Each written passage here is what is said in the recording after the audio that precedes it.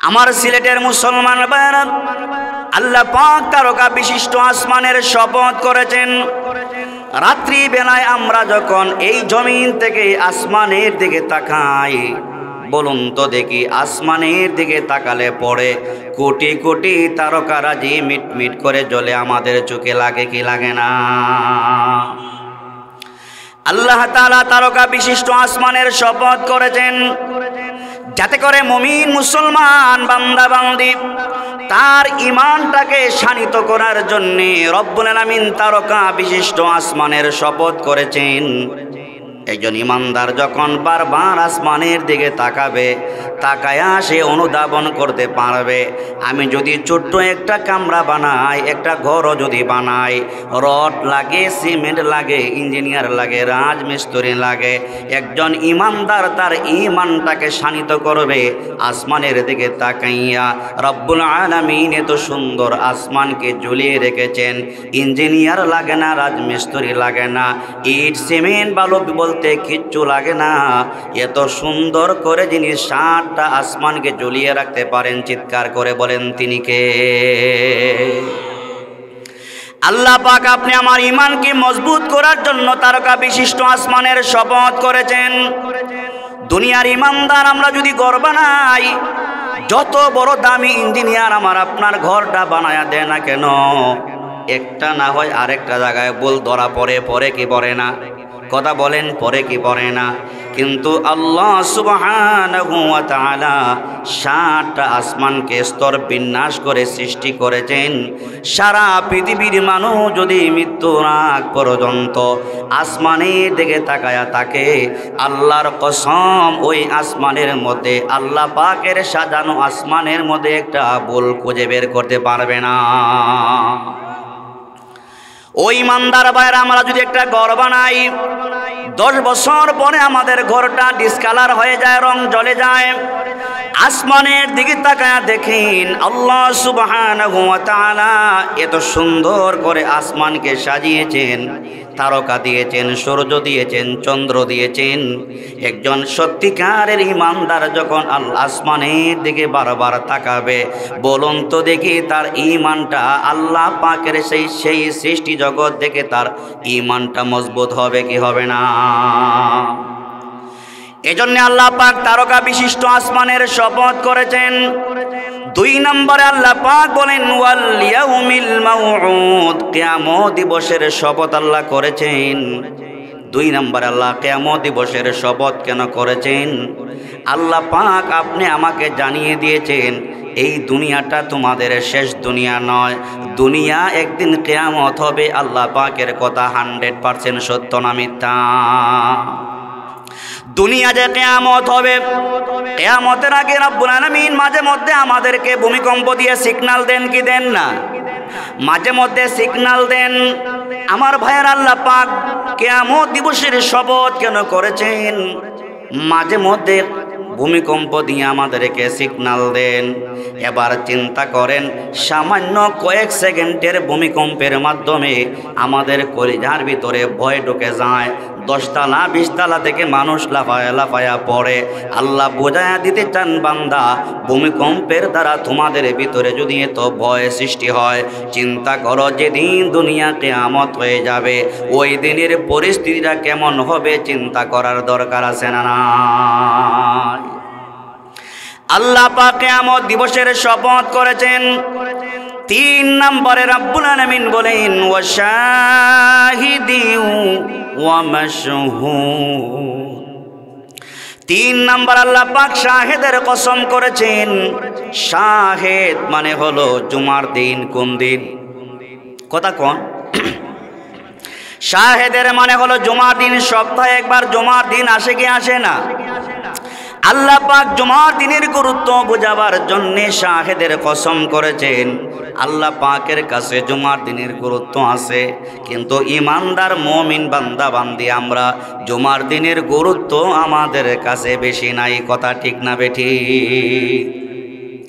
আল্লাহ পাক শাহেদের কসম করেছেন। শাহেদ মানে জুমার দিন, মাশহুদ মানে আরাফার দিন।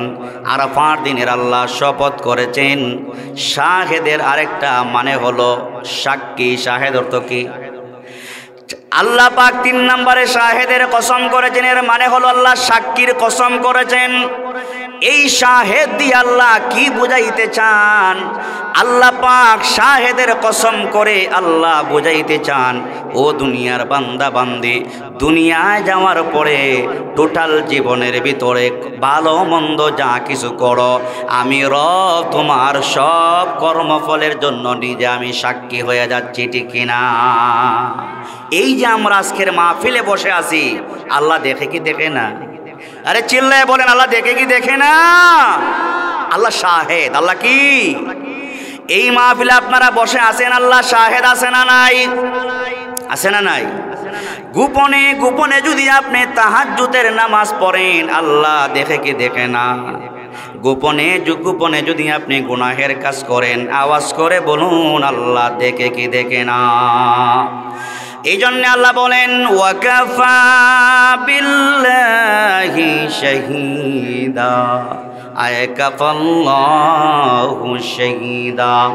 আল্লাহ তাআলা শাহেদের কসম করে বুঝিয়ে দিতে চান, ও দুনিয়ার ইমানদার মুমিন মুসলমান বান্দা বান্দী, দুনিয়ার জিন্দেগিতে যাওয়ার পরে ভালো মন্দ যা কিছু করবা, এরে বান্দা, তোমার সব কর্মফলের জন্য আমি আল্লাহ নিজে সাক্ষী হয়ে যাব।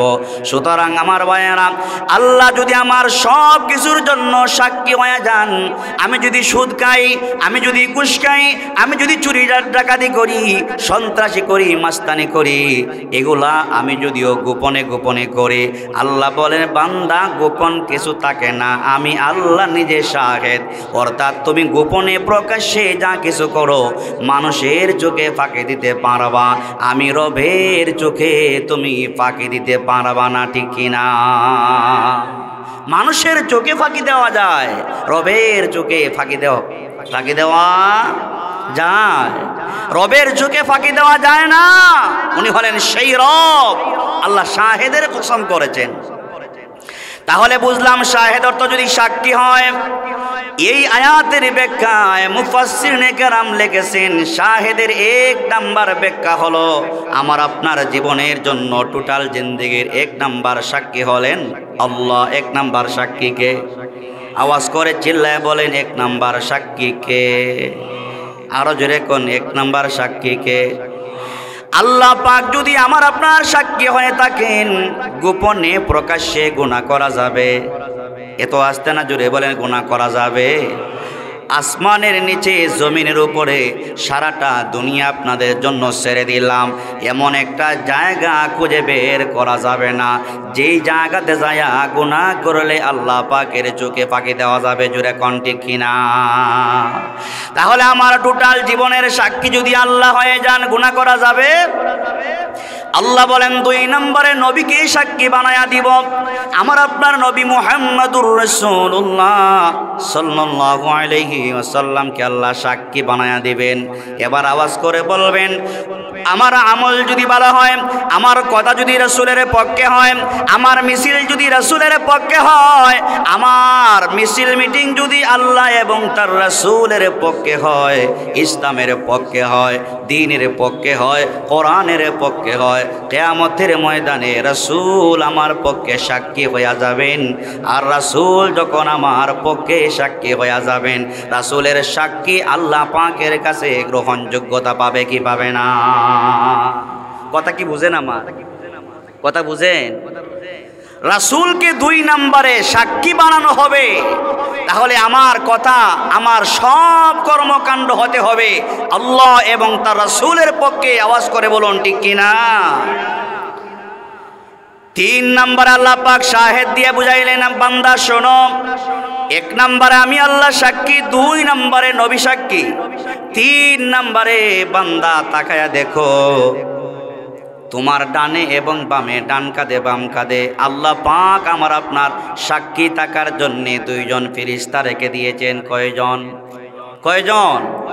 ওয়া ইন্না আলাইকুম লাহাফিজিনা কিরামান কাতিবিন। আল্লাহ অন্য আয়াত আরো ক্লিয়ার করে বলেন, ইয ইয়াতালাক্কাল মুতালাক্কিয়ান يلتقيان عن اليمين وعن الشمال قعيد ما يلفظ من قول إلا لديه رقيب عتيد الله أكبر বলেন আল্লাহ পাক শাহেদ দিয়া কি বুঝাইলেন ও ইমানদার ভাইরা আমরা তো কোরআন পড়ি না কোরআন নিজেদের ভাষায় আছে বাবা মারা গেলে বলে কোরআন তেলাওয়াত কর বলে কি বলে না আমরা তো কোরআন পড়ি না কোরআন ভাষায় আছে বাবা মারা গেলে কোরআন ওই জায়গা থেকে হাতে উঠে মা মারা গেলে হাতে উঠে আবার তো অনেক ফ্যামিলি এমন আছে কই কোরআন বাবা মারা গেছে কোরআন তেলাওয়াতের সময় নাই কি করা যায় মসজিদের ইমাম সহ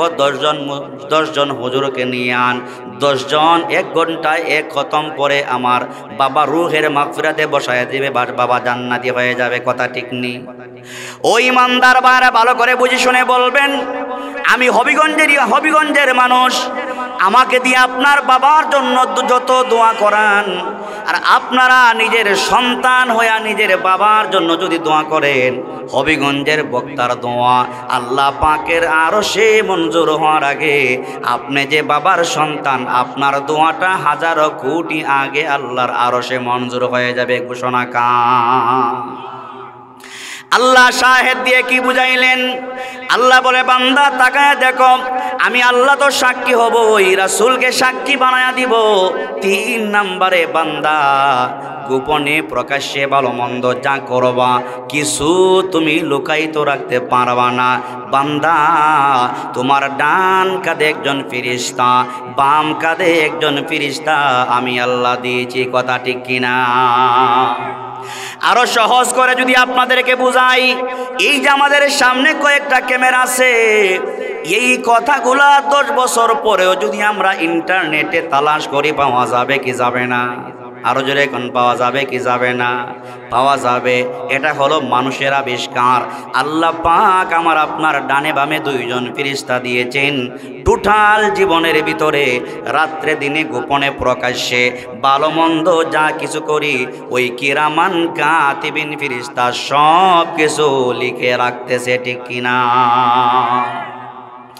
4 নম্বর আল্লাহ সাক্ষী বানায় দিবেন আমাকে আপনাকে কাকে 4 নম্বরে আল্লাহ পাক আমাকে আপনাকে সকলকে সাক্ষী বানায়া দিবেন কিয়ামতের ময়দানে মুসিবতের সময়ে আল্লাহ পাকের সামনে যখন আমরা দাঁড়ায়া যাব দাঁড়ানোর পরে আমল নামা যখন আমার সামনে আল্লাহ পাক পেশ করবেন বলুন তো দেখি আমল নামার মধ্যে ছোট বড় সব গুনাহ লেখা থাকবে কি থাকবে না কথা বুঝেন না আমল নামার মধ্যে ছোট বড় সব গুনাহ লেখা থাকবে বান্দার যখন আমল নামাটা তার সামনে হাজির করা হবে বান্দা ওই বান্দা তো বড়ই ভাগ্যবান যেই বান্দাকে আল্লাহ পাক ডান হাতে আমল নামা দিবেন কোন হাতে فأما من أوتي كتابه بيمينه فسوف يحاسب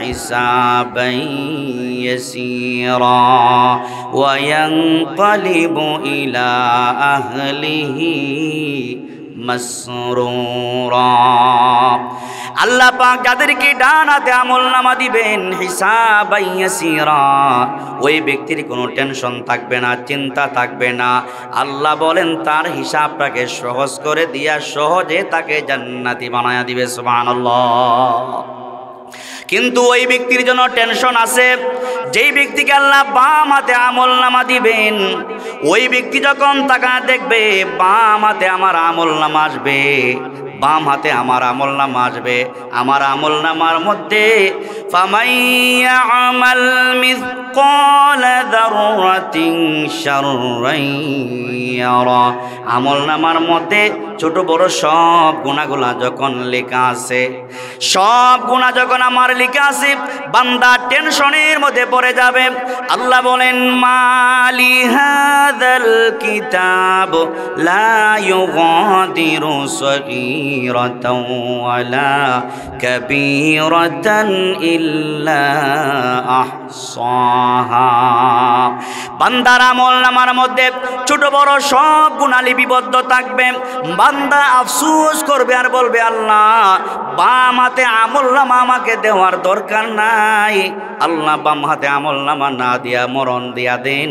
কোনো বান্দা আল্লাহ পাকে এইভাবে বলবে, আল্লাহ আমার নামে যেই আমলনামা আপনার পক্ষ থেকে আসছে ওই আমলনামাটা মনে হয় আমার নয়, অন্য কারো আমলনামা ফেরেশতা মনে হয় আমার নামে বলে দিয়া দিছে। কি বলবে? এই আমলনামাটা মনে হয় আমার নয়। আপনারা আরো সহজে বুঝবেন, আপনাদের যাদের এনআইডি কার্ড আছে, আইডি কার্ড আছে, মাঝে মধ্যে আইডি কার্ডের মধ্যে ভুল হয় কি হয় না? হয় কি হয় না? আইডি কার্ডে ভুল হয়ে যায়। বান্দা কিয়ামতের ময়দানে দাঁড়াইয়া আমলনামার দিকে তাকায় বলবে, আল্লাহ মনে হয় ফেরেশতা ভুল করে আমাকে অন্যের আমলনামা মনে হয় আমাকে দিয়া দিছে। এত পাপ আমি তো দুনিয়াতে করি নাই। বান্দা যে করছে স্বীকার করবে না। আল্লাহকে বলবে, আল্লাহ এটা মনে হয় আমার আমলনামা না। এবার আল্লাহ শাহেদ হয়ে জিজ্ঞেস করবেন, বান্দা তাহলে তুমি কিভাবে তোমার আমলনামাটা তোমার সামনে হাজির করলে তুমি বিশ্বাস করবে? বান্দা এবার বলবে, আল্লাহ ফেরেশতার সাক্ষী আমি বিশ্বাস করি না, রব্বুল আলামিন আমার অঙ্গ প্রত্যঙ্গ যদি আমার পক্ষে আপনি সাক্ষী বানায়া দিতে পারেন। বান্দার ধারণা থাকবে হাত কথা বলতে পারবে না, পা দিয়া কি করছে কথা বলতে পারবে না। আল্লাহকে বলবে, আল্লাহ আমার অঙ্গ প্রত্যঙ্গ যদি আমার জন্য সাক্ষী দেয় বিশ্বাস করবো, আর কারো সাক্ষী বিশ্বাস করব না। আল্লাহ পাক আমার হাতের দ্বারা কথা বলাবার মতো শক্তি আল্লাহর আছে না নাই? জোরে কোন? আল্লাহ বলেন, আল ইয়াউমা নাখতিমু আলা আফওয়াহিহিম ওয়া তুকাল্লিমুনা আইদিহিম ওয়া তাশহাদু আরজুলুহুম বিমা কানু ইয়াকসিবুন।